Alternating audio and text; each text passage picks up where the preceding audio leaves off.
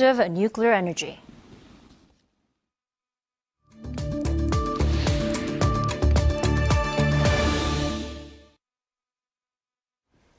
It's that time of the year, Valentine's Day. For some, it's a day full of love. The day also gives us a good excuse to indulge ourselves with sweets.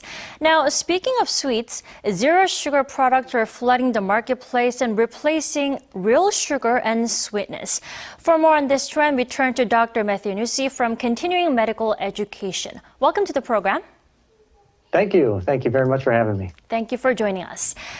There are a variety of zero sugar products, from soda to even a type of Korean alcohol, soju. Now, are zero sugar products really zero sugar? I mean, how are they sugar free?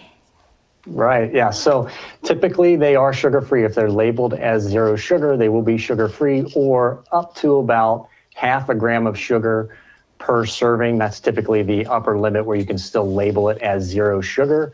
And what's typically done, if you eliminate sugar in a sweet product, you will replace it with either a natural or an artificial zero-calorie sweetener. Now, I did look specifically at soju and the zero-calorie version, and they actually did a decent job with this one. It does save you about 20% of the calories versus the regular soju drink. So I have to give credit where credit is due in that particular case.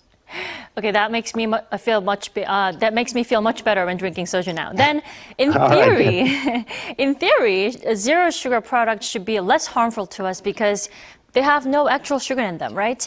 Then, are they a much better option for us in terms of health and diet? So, in my opinion, that really depends on the person that's using the product. So, in moderation, these artificial sweeteners have been proven to be safe for the general public if the person is a healthy person of normal BMI and normal weight. The issue comes in really when we're talking about people that have weight management problems, are obese, are looking to try to lose weight. Then the evidence really shifts to the artificial sweeteners, meaning things like sucralose and aspartame. Those actually have a lot of evidence that they contribute to weight gain and some of the cardiovascular problems that go along with being overweight.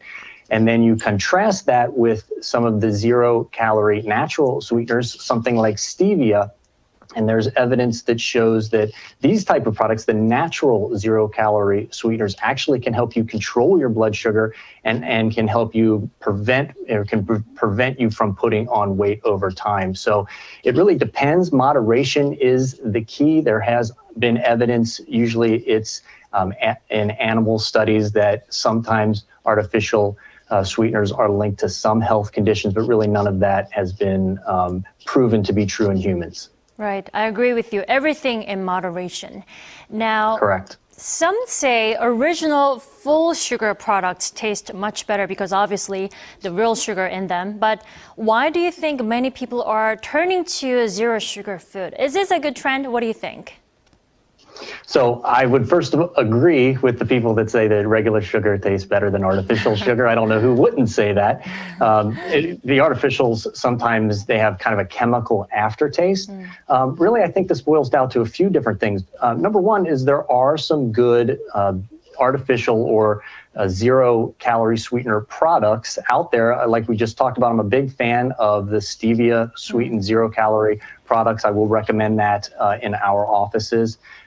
So there are some good products out there. Number two is we're becoming, as a world population, more concerned about gaining weight, becoming obese. I mean, this is as the proliferation of low-calorie or high-calorie, low-cost food kind of spreads around the world. Obesity is becoming a problem that we used to think was just a problem like in the Americas. It's becoming a problem around the world. So more people are trying to solve for that problem, and turning to zero-calorie sweeteners is one way to do that. And then number three is these are big corporations with big spending budgets for their marketing, so they can market products that make their product look really, really good. We've got to make sure we understand that being zero sugar does not mean it's low calorie. Those two cannot be conflated.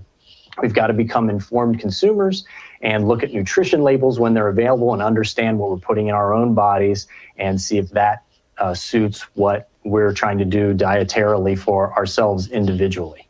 Right. For consumers, it doesn't hurt to have a variety of options, but also we have to be wise consumers, right?